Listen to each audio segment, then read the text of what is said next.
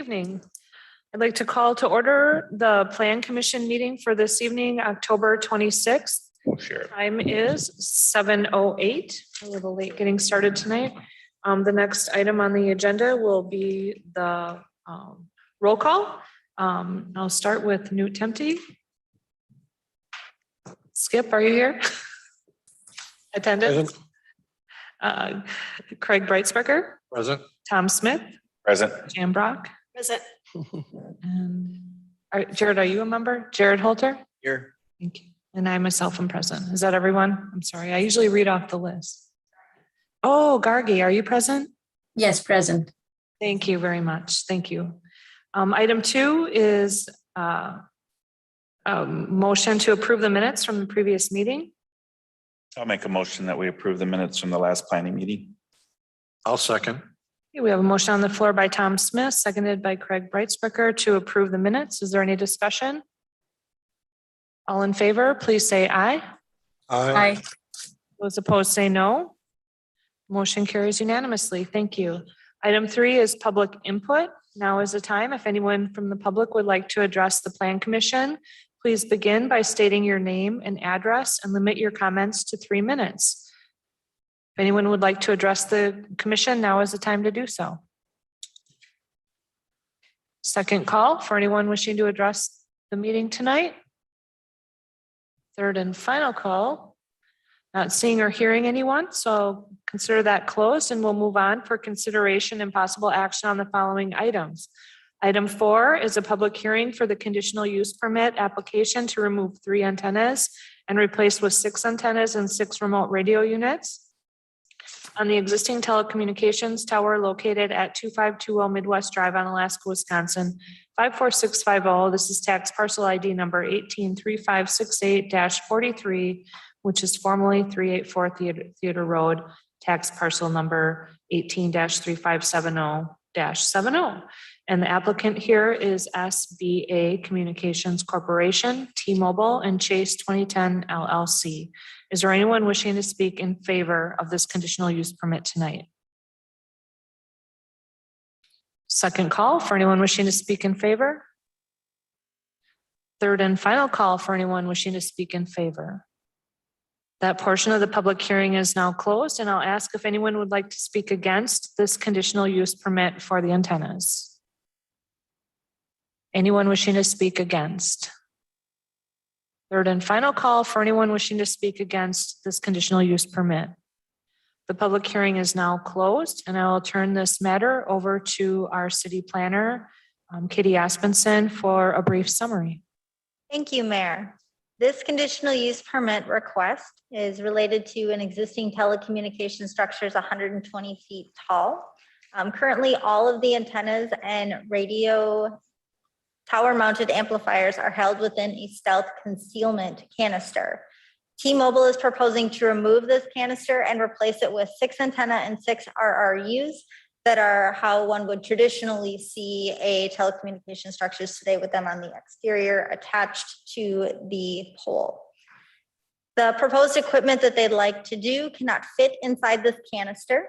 And they again want to do a traditional monopole section. It will not result in changes to the height or the overall compound. Adding this equipment is necessary to meet increased demand, as stated by the applicant. They did provide a structural analysis report, which showed that the existing canister would be inadequate to safely support the existing and proposed equipment. So they provide modifications, including replacement, the concealment section with a new monopole section going from 84 feet in height, where all the material is, up to 120 feet in height, and then reinforcing the anchor and base plate. Such structures and towers are permitted only by conditional use permit pursuant to the principal uses table in 13.02.22-1 and the standards in sections 13.02.68.t and 13.05.22. The city has no basis for denial of the conditional use permit, but has found the basis to impose the following conditions, which I will read into the record as well as the substantial evidence. Condition 1, Owner developer shall pay all fees and have all plans reviewed and approved by the city prior to obtaining a building permit. Owner developer must have all conditions satisfied and improvements installed per approved plans prior to issuance of occupancy permits. Substantial evidence. This condition provides notice to the owner and developer that they are to follow procedure for orderly development in the city of Onalaska in order to promote the health, safety, and welfare of the city. Condition 2. Applicant to perform necessary modifications indicated in the structural analysis packet provided to ensure public safety. Substantial evidence. This condition acknowledges the documentation provided by the applicant that the tower in its current capacity cannot manage the proposed modifications without completing required modifications to the tower. In order to allow the proposed project to move forward, the applicant shall complete the required modifications noted in the structural analysis packet. Condition number 3. All conditions run with the land and are binding upon the original developer and all heirs, successors, and assigns, so long as the conditional use is being actively used. Substantial evidence.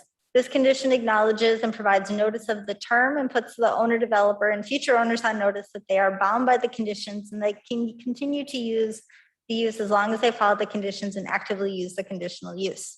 Condition number 4. Owner developer shall abide by the city's ordinances, unified development code, and building code requirements as amended. Substantial evidence. This condition assures that the owner developer understands that they must follow the city's unified development code and building code, which they are required to follow in every way. And as they are receiving the benefit of being allowed to have a use that is not within the standards of the city zoning code, failure to follow city ordinances may result in loss of their conditional use permit. Condition number 5. The conditional use permit shall be reviewed every 5 years to ensure continued use. Substantial evidence. This shifts the burden to the owner of the property to provide proof that the use is active and continuing. Ensuring that the existing permits are still valid and being properly used ensures compliance with the city's procedures and ordinances and promotes interaction and communication with the city, which further orderly development and the health, safety, and welfare of the city. As a public hearing has been held, testimony based on substantial evidence should be considered. Only where no reasonable conditions could exist to allow the conditional use may a conditional use permit be denied. Thank you. Thank you for that, Katie. What is the pleasure of the commission?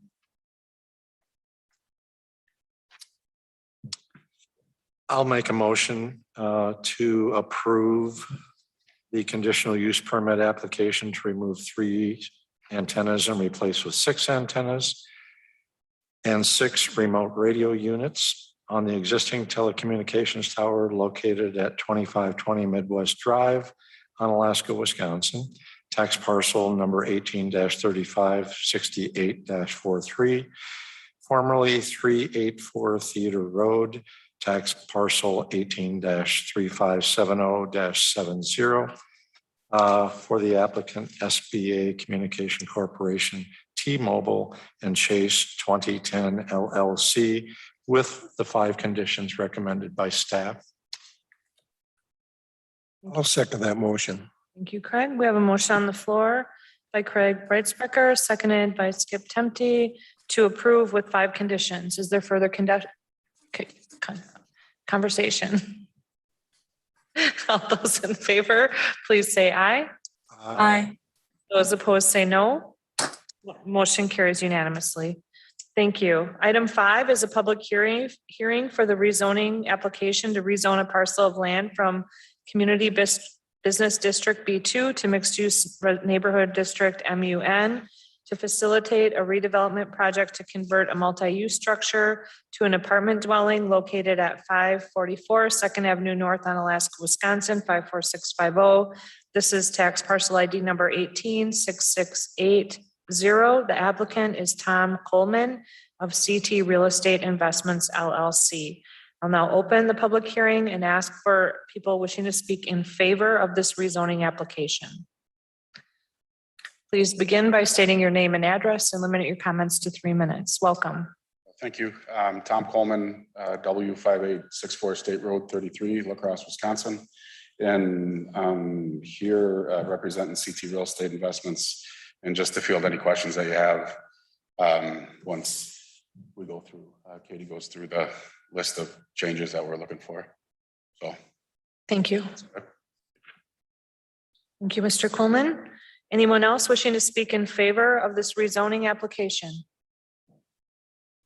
Third and final call for anyone wishing to speak in favor. That portion is now closed. If anyone would like to speak against this rezoning, now is the time to do so. Anyone wishing to speak against? Third and final call for those wishing to speak against the rezoning application. The public hearing is now closed, and we'll ask our city planner for a brief summary of the issue. Thank you, Mayor. The application before you is a piece of property within our downtown mixed-use district within our future land use plan, which is intended to have pedestrian-focused development with a mix of uses, including commercial, residential, personal service, institutional, and civic uses. Before you today, there is currently a mixed-use structure, a combination of multifamily dwellings and commercial retail space. The request is to convert this to a complete multifamily apartment building. This building is not a permitted use in the B2 district, which it is currently zoned.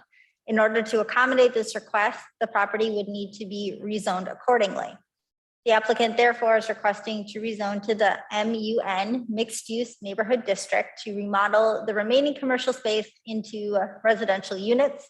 Currently, there are 8 apartments at this property, and they would like to add an additional 2 to 3, depending on how the development continues. With this redevelopment project, they will be required to adhere to UDC requirements pertaining to this district, including providing a minimum of 1.25 parking stalls per dwelling unit, new buffering and screening along property lines that directly abut residences, and also a minimum of 25% green space. They are meeting the minimum requirement for parking, and they already have the minimum green space in hand. As the owner intends to spend less of 50% of the structure's assessed value to accommodate this project, they will not be required to adhere to our mixed-use neighborhood design standards as we had discussed at a previous Plan Commission meeting. City staff have put together 7 conditions of approval for this development. Please let us know if you have any questions. Thank you for that. What is the pleasure of the commission? I'll make a motion that we approve the rezoning application to rezone a parcel of land from Community Business District B2 to Mixed Use Neighborhood District MUN to facilitate a redevelopment project to convert the mixed use structure to an apartment dwelling located at 544 2nd Avenue North on Alaska, Wisconsin 54650, tax parcel 18-668-0, applicant Tom Coleman, CT Real Estate Investments LLC, with the 7 conditions attached to agenda item number 5. Thank you. We have a motion on the floor by Tom Smith. Is there a second? I'll second it. Okay, the motion on the floor is to approve the rezoning application with 7 conditions. The motion was made by Tom Smith and seconded by Craig Breitsprecher. Under discussion, Craig? What is currently the assessed value of that building? Can you step up to the microphone? It would be a guess. I think would be probably, I would say between 350 and 400,000, if I was to guess. And the whole space below, oh yeah, that'd be a guess. I guess it doesn't really matter what space is full and what. Katie? The most recent improvements is $306,000. 6? 306. And you're anticipating For improvements. project expenses at what? I mean, this was the first step in going forward with anything, so it's going to be minimal. I got to talk to Brad about sprinklers. That's going to be possibly a large portion of the project. If I was to guess, it would be 30, 40,000. That's with everything, rewiring, plumbing, sheetrock, walls. This will have a sprinkler system. Well, that's what I got to discuss with Brad. I'm pretty sure we'll have to have at least a 13D system in there. So that's, we'll get figured out. Thank you. Yep. So this project is going to add a couple more units to the current building. Is that what I understand? Or- Yes, sir. Yep. Okay, and there's no concern with the neighborhood being kind of the residential around it. Have we had any feedback on that, or is that too premature? We sent out letters to everyone within 250 feet and we did not receive any feedback. Okay. One good item of note is that it's going from a B2 district down to a mixed-use neighborhood district.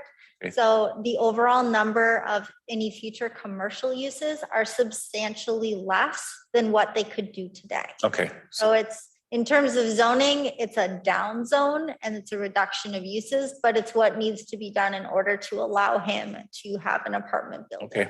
okay, thank you. Yep, you're welcome. Thank you. Katie, what was the, how many neighbors were notified? Just the adjacent neighbors, or was it within a certain amount of distance? All neighbors within 250 feet. Okay, thank you. I have a question for Katie. So what's the difference between mixed use neighborhood versus like a medium density one? Are all the multifamily residences in mixed use or other type of residential zoning? Thank you, Gargi. We considered looking at other multifamily districts. The R3 districts only allows up to 8 units. So this wasn't appropriate as there's currently 8 units there today. And the R4 district had additional standards that would not be able to be met. So this is a meeting of the best of both worlds where we're still allowing them the potential for future small scale commercial if it ever needed to convert back. So we're not taking that away from the applicant in terms of a future use. Apartment buildings are outright permitted in both the mixed use community and mixed use neighborhood. But when we were looking at the different zoning districts, this seemed to be the most palatable in terms of what would be best for the neighborhood and also allow the developer to achieve their goal. Thank you. Thank you for that question too, Gargi. Any other discussion? Okay, go ahead, Jen. 22 and then parentheses 21. Is that just? That was just typo. They do meet the minimum number of parking. Apologies for that. I saw that as well. Okay, any other discussion? Okay, the motion on the floor is to approve with 7 conditions. All those in favor, please say aye. Aye. Those opposed say no. Motion carries unanimously. Thank you for coming in, Mr. Coleman. Item 6 is the 2022 Plan Commission meeting schedule. There was a handout in our packet, and I'll let Katie go over that briefly. Thank you, Mayor. So it is that time of year where we set out all of our meeting dates and schedules. So this is to be put on notice for the year of 2022. And also a reminder for our November and December meetings.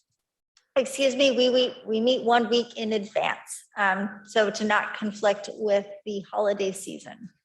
So I would focus your attention on the center column of when we are looking forward to meet for next year. And just looking for approval from the committee to set our schedule for 2022. Thank you. Do we have a motion from the commission? We want to have a motion to approve the 2022 schedule. I'll step forward and be brave. I'll make a motion. Your fault now. I'll make a motion to accept the 2022 meeting schedule for the Plan Commission. I'll second. Thank you. We have a motion on the floor by Craig, seconded by Tom to approve the 2022 Plan Commission meeting schedule. Any further discussion? All those in favor, please say aye. Aye. Those opposed say no. Motion carries unanimously. Thank you. Item 7 is a discussion related to the downtown parking requirements. We have received a handout, and I'll turn it over to Katie to go over that information with us this evening. Thank you, Mayor. So some of you may have noticed the Masonic Temple is for sale on the corner of 3rd Street or 4th Street in Maine. And when we've had a number of folks interested in that property, one of the biggest questions that came up as a potential inhibitor to development was parking. So the way that the city has operated within our downtown area is if you have a single use like a restaurant and you replace it with a new restaurant, we don't make you come into conformance with parking.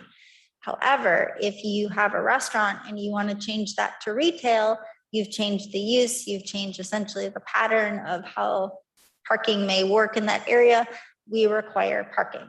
And this is new more so towards the approval of the Unified Development Code.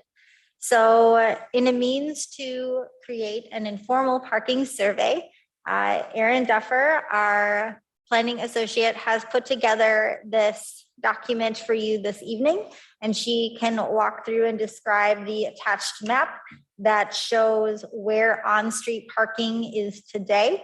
Also, where there are either formal or informal off-street parking, such as that someone has an agreement with a neighbor in order to use their lot, or they have a couple of stalls in back behind their building. So those have been shown in the gray with the red box on the map. And then we also included a table that walks through the different businesses. The first column is the private stalls that businesses should have per the Unified Development Code. This is our best estimate, as we do not have exact square footages. So please be aware that this requirement number may shift as businesses change. And then how many off-street parking stalls you have, where employees park, that is a major question, because you will see that often they do not have the minimum number of parking that would be required if a new business came in today. So I'll let Erin kind of go through what she had to describe to put this parking study together. And she also talked with a lot of the downtown business owners and can also give you that feedback. Thank you, Katie. As she stated, I went through last week and I just introduced myself to these business owners and just had a couple-minute conversation with them about their parking with their employees and their patrons and what some of their perceptions are about the parking downtown. So if looking at the map, a lot of the business, I would say roughly 50% of the businesses that I spoke with, which is the first 2 blocks there on Main Street coming off of 2nd Avenue, they roughly 50% of their employees park in the residential neighborhoods surrounding those areas, excluding the first block perpendicular from Main Street there. And that is due to not having some parking spaces available on their lot and not having agreements with other businesses as well. Some of those numbers, as you can see there, are outlining how many there are in the private spots there. Some of those include tenant units that are above the businesses there. And then some are part of some agreements that are formed. For example, Unwind has a informal parking spot right next to their garbage can. So that's the first one there. And then the second one, which is behind Mary Cody's. Mary Cody has an agreement with the landlord of the parking lot for the strip mall behind there to utilize one of the spots for herself. Some other things are these blue dots along the lines. Those are public parking spaces that are open to anybody. There are some time limits on there.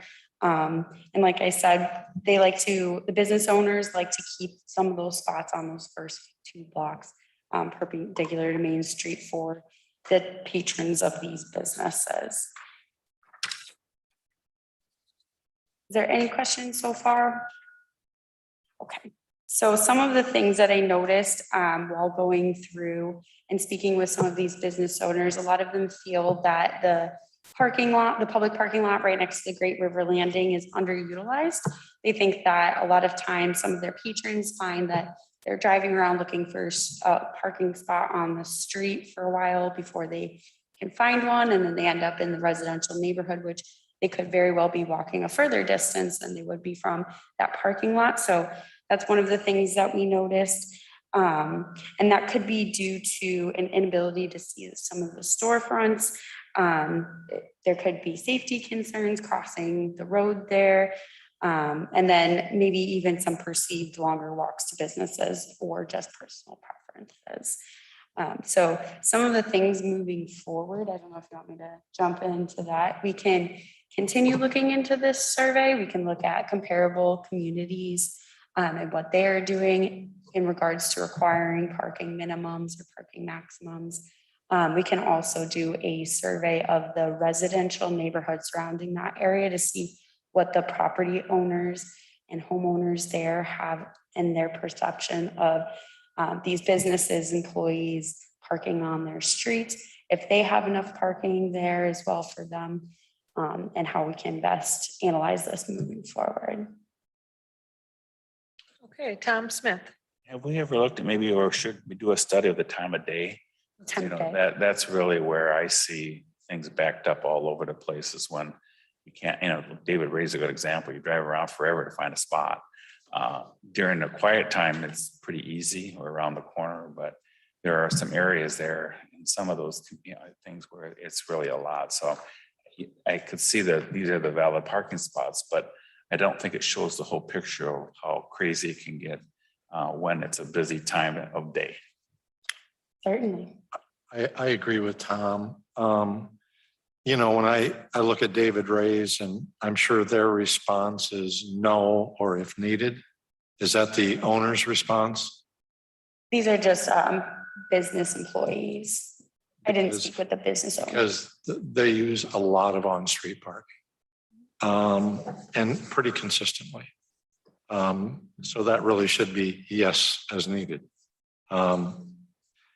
But one of the concerns I have, and I cross Main Street, whether it's on 3rd or 4th, often. And one of the things that I've noticed is there's a tremendous visibility issue at those corners. Trying to see oncoming traffic is very problematic as you're trying to cross Main Street, especially heading from south to north.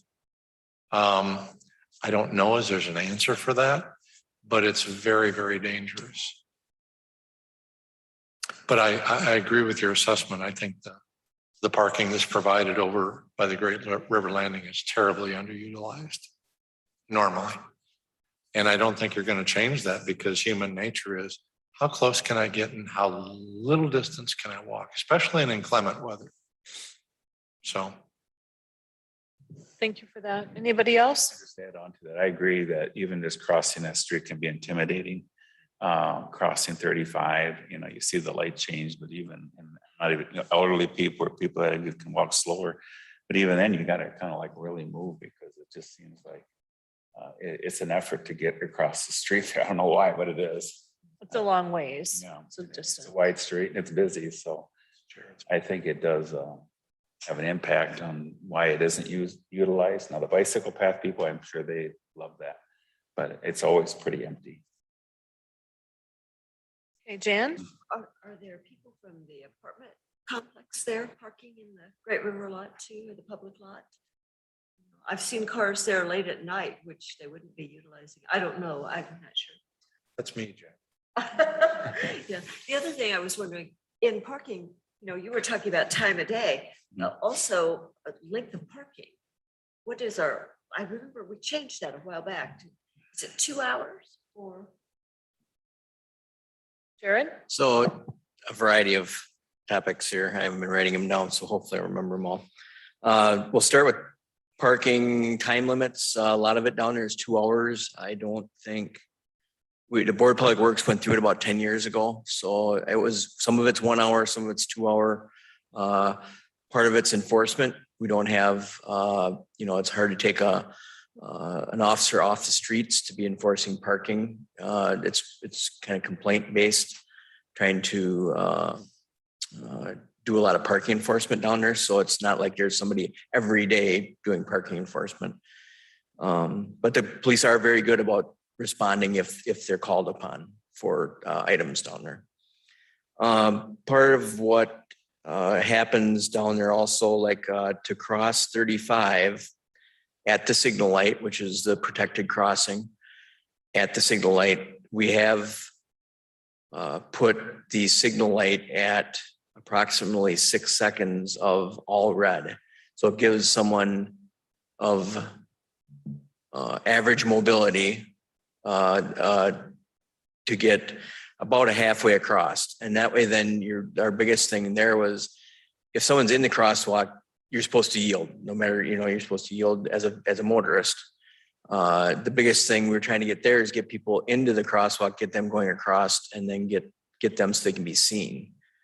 Part of that, if we lock down the whole intersection for, let's say, 15 seconds, it ends up slowing things down drastically if you have a lot of people constantly hitting the button. With that, we looked at Irvin Street and, putting, let's say, rapid flashing beacons like you've seen us putting in various spots around the city. But it's so close to the signal light that it really defeats the purpose with the signal light. It's causing too many things for a motorist to queuing through to visualize and to keep track of. And so we really want people crossing at the signal light. The city did invest in putting 27 new parking stalls. There was about 6 on Irvin Street. So we've added some parking on Irvin Street over the years. I guess I haven't been down there on a Friday or Saturday in a little while to see what the busy time would be down there. But I would say there's definitely parking on 3rd Avenue on the first 2 blocks in on both sides and the first 2 blocks of Main Street. You usually don't see much overflow parking into 4th Avenue. You'll see a lot of employees parking on 3rd Avenue, south of Irvin or on Irvin. There's a lot of staff from either David Ray's or Sue Colby's that park in that area consistently. I mean, it's pretty consistent in there. It's pretty much, if you go down there during the middle of the day, it'll be parked up. So there's a variety of things. This issue isn't new. I remember we looked at budgeting for a downtown parking lot 25 years ago when I started. So it's a evil that comes with people doing well, so it's, we want to see our businesses thrive, but it's a double-edged sword at the same time. As far as crossing Main Street to get from the south side to the north side, I would actually say that the visibility is good. The bump outs that are there's bump outs there. So if you get to the edge of the pavement where the crosswalk is, you're beyond the parked cars. You can see left and right, in my opinion. Now you have to cross, almost 2 very wide lanes of traffic. You've got to make probably 32 feet before you get to the other bump out. But I know when I walk down there, I actually think the east-west leg is worse than the north-south leg, because then you're trying to cross and you'll get turns that aren't looking for you. That is probably a more problematic movement than actually crossing Main Street if people are making a turning movement and not paying attention. But those are all, anytime you have a pedestrian area that's pedestrian rich with people trying to make movements as a pedestrian, and you have vehicles, you're going to have interaction, and it's going to be difficult. So I guess I don't know if I answered everybody's kind of questions that came up. I was trying to kind of blast through them all as they came up, but I might have missed one. So I disagree with you. I mean, I drive that often enough in a sizable SUV. I pull 10 feet out into that lane before I can clearly see far enough. You're talking as a vehicle, not as a pedestrian. Yes. Oh, I apologize. I thought you're talking. That's where my concern is. Okay. You're talking about it from a pedestrian's point of view. I've walked that a number of times. I don't think there's an issue there, but vehicular traffic trying to cross Main Street with the current parking situation, for me, is problematic. And you're into traffic. You're into the congestion, or you're contributing to the congestion by the time you know if it's safe to cross or not. Yep. So according to, let's say you're on 3rd Avenue, which is a collector street, which has higher traffic volume. So if you're on 3rd Avenue coming up to Main Street, if you're going to adhere to the letter of the law, you should come up, stop before the crosswalk at the stop sign, stop, make a complete stop, and then move forward at a controlled pace until you can visually see. So basically you're going to cover the crosswalk and then wait for traffic to clear to be able to see around the parked cars is the way. And you're already into the lane of traffic by the time you're stopped, It's like you said, though, I understand that there's not much you can do about it, unless you don't allow any parking on Main Street at all, which is ridiculous, But just sending up the flag, Okay, thank you. Let's go to Amanda and then Katie. So I was just going to add, as far as enforcement over by the Great River Landing lot, there is not overnight parking allowed in that lot, and that is enforced by the police department. Kind of as a precursor before this survey was that we did actually look at, kind of in talking about that question, is how late are these businesses open? And pre-COVID, several of these businesses were open much later than they are now. The average closure time, even on weekends, for Mary Cody's, David Ray's, is 8 to 9 p.m. So we're not looking at a lot of late night, overnight type parking, more so during the day parking. But when I look at the information that Erin presented, and I think it's really helpful how she laid out, what I see is not necessarily a parking problem, but quite frankly, a UDC problem. In that, if you look at the number of stalls that these businesses should have per our UDC compared to the number of stalls that they have, in few situations do they align. And so these businesses that existed when we redid our UDC were grandfathered in under their use. But as downtown redevelops and uses change and tenants and owners change, we're going to have to decide as a plan commission and a council, what do we want? Are we going to enforce these parking requirements, and will that hinder development and growth in the downtown area? And so I guess I would like to hear what people's thoughts are as far as that goes. Okay, let's go to Katie first, and then we'll see if the commissioners have any more comments. Thank you, Mayor. So to tie on to what Amanda was mentioning, when we were looking at the actual amount of what they should have via our UDC, 4 structures of everyone had less than 25% of the minimum parking. 3 of them had between 25 to 50%, but 7 of them had more than 50%, not quite 100. So there's a question that comes into play of, do we want to treat our downtown parking district differently?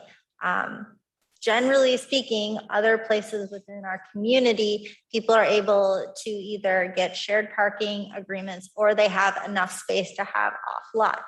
So as Amanda stated, we're looking for feedback from the Plan Commission. Is this something that you want staff to continue to look into, in particular to next month?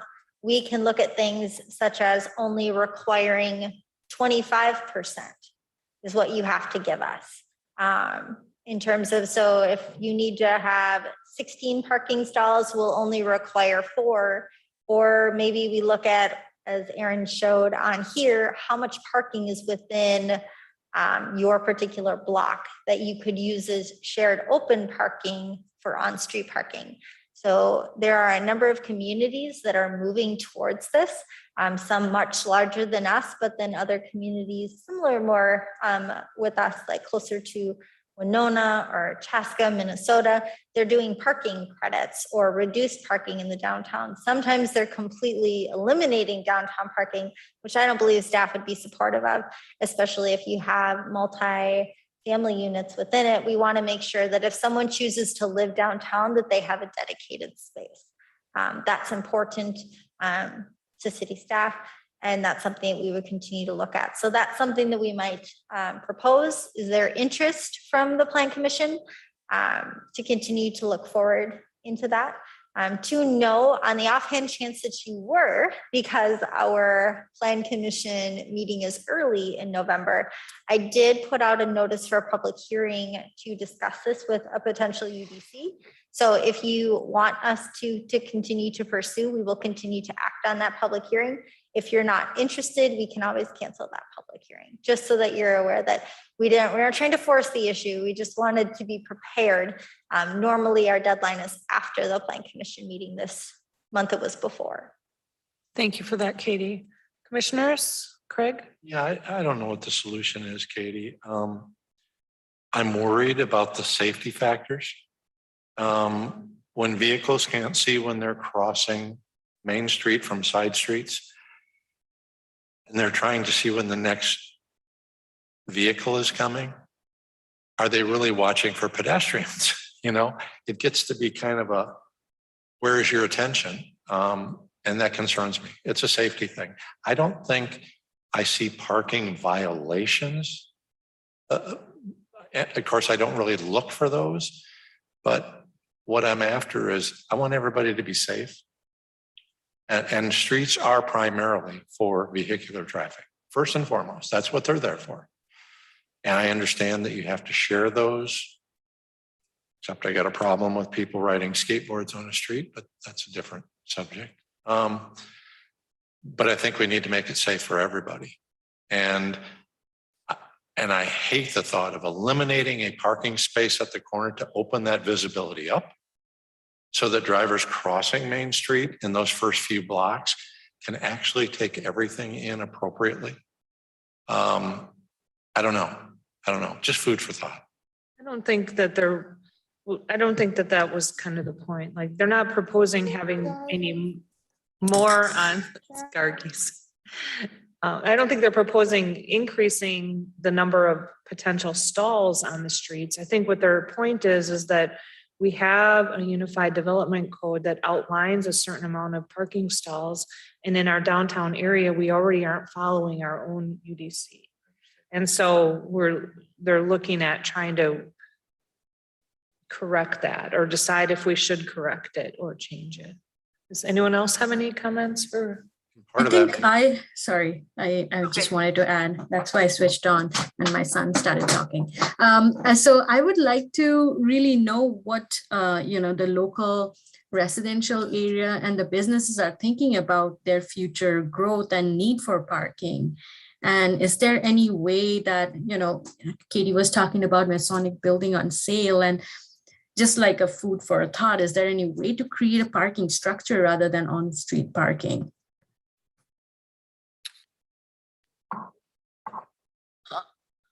I'm not sure. Does somebody want to answer that, or I can answer that? I think that's something that we discuss off and on over time with the downtown area. And our temporary solution or a partial solution has been to create the extra parking in the Great River Landing area, where we've added 37 spots for downtown parking. But as has been stated, it is on the other side of the highway. So it isn't located specifically adjacent to the businesses that would need the parking or future businesses. Katie? So as well as that, there are the 36 parking spots at the Great River Landing, but then another 52 stalls in the parking lot just south of that. So that alone, in terms of public parking, where generally anyone could go during those business hours, it's almost another 90 parking stalls that people can choose to use or not to use. So Plus 27 on Irvin Street. And we did recently make Irvin Street one way, and there's another 27 there. So if you look at the actual amount of parking that we have available that isn't included on here beyond, there's a lot of public parking available. It's just, how do we tie what is available to what we're requiring for off-street parking? Do you think that allowing a downtown business to not have to provide all of the parking is a good idea? Let's just start there. It's not a lack of parking in my mind. It's how it's being used today. That could change in the future. But it's just not being utilized the way I think anybody would have hoped, with all of those parking spaces in the Great River Landing area. Okay, anyone else? Jan? This was years ago, but when the first plans for the Great River Landing came out, I remember we talked about this at that time. And one thing we discussed was proximity of the parking.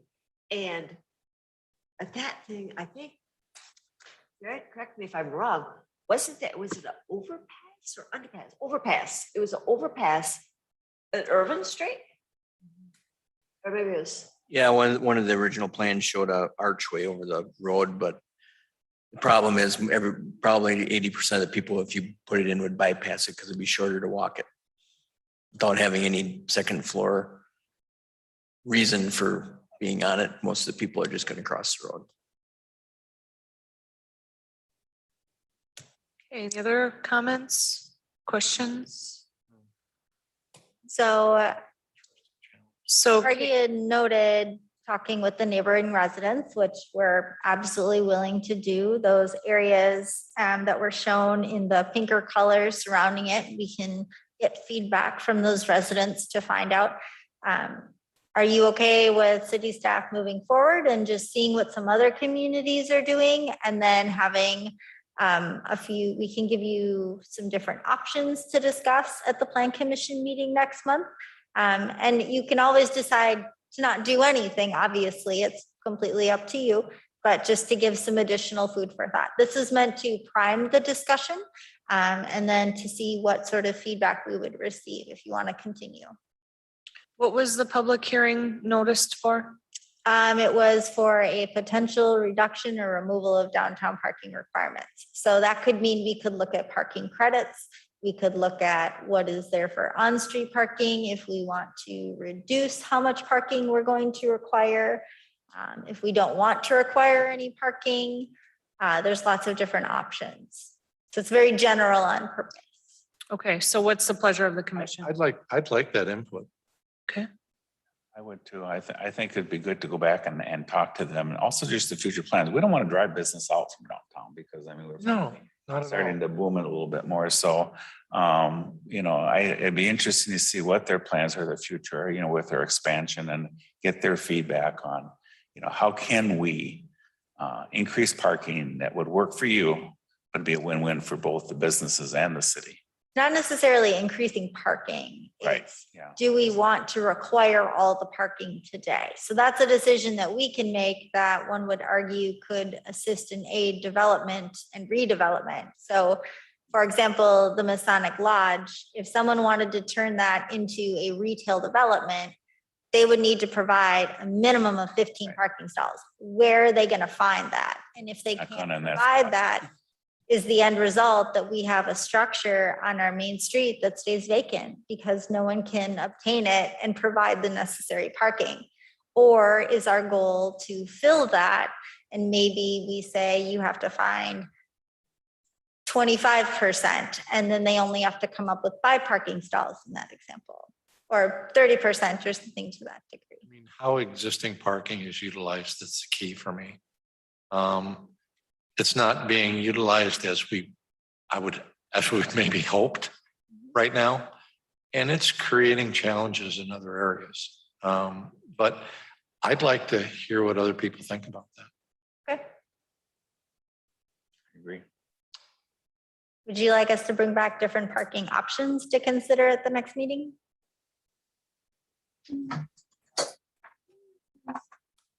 That will be useful. I think if there's some options, at least to discuss, you know, if Okay. there's some other options, we may not be thinking of, you know, I mean, I think it would be good to continue the discussion, do more research, see what other communities are similar doing. size Because, community. you know, Main Street USA is kind of a big thing nowadays across the country. And a lot of these people have to have the same challenges in some old redevelopment of some of the Main Street areas. So also just to note that this is an informal study. Some of the questions that you brought up in terms of times of day, different day, there are people that pay consultants to establish foot traffic and where they're parking and how long they're parking. So we'll attempt to get as much information to you as possible, but please be aware that city staff are completing this and we're not hiring a consultant to try and answer those questions. So the level of detail may not be what you would expect from a formal parking study. Gargi, do you have any suggestions for any other information that you would like to see specifically that comes to mind for downtown parking?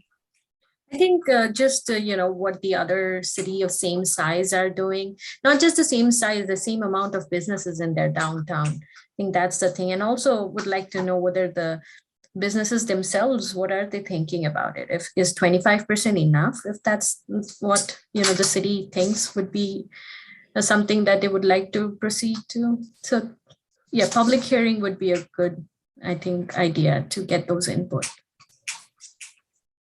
Okay, So anyone else? Craig? This is great. It really kind of ties everything up in a little capsule. So thank you for doing that. It's a good starting point. We have It's some an eye, data to it's an start eye opener, really, because, you know, as we go through these individual developments or businesses coming in, you understand about that at the time, but seeing it, the overview, nice. Thank you. I appreciate that. I couldn't do it without the help of Katie here too. Would you like us to invite the downtown businesses to our next plan commission meeting in particular? with. I think that'd be great. Get their input. So then you can hear from them as well, and we'll have hopefully comments from neighboring What residents. their concerns may be too, so that we would know. Mhm. It's a good idea. Okay, Too soon for Thanksgiving. So, yeah. Yes, thank you for that, Katie, and thank you, Aaron, for your help. It's a lot of work. Okay, are we done talking about downtown parking? You have what you need, Katie? we do, thank you. All right. Item 8, closed session. To consider a motion to convene in closed session under section 19.85, paragraph 1, paragraph G of the Wisconsin statutes for the purpose of conferring with legal counsel for the governmental body who is rendering oral or written advice concerning strategy to be adopted by the body with respect to litigation in which it is or is likely to become involved, specifically a development agreement for 1104 Wall Street. If any action is required in open section as a result of the closed session, the Plan Commission will reconvene in open session to take the necessary action and or continue on with the printed agenda. Do I have a motion? Motion to go into closed sessions. Motion by Craig, Second. second by Tom. Voting will be by roll call, and I will do a better job this time because I will follow the note. Tom Smith, Aye. Jared Holter. Aye. Jan Brock. Aye. Newt Temte, Aye. Craig Brightsprecher. Aye. Gargi Shanuri. Aye. We are in closed session. The time is 8 PM.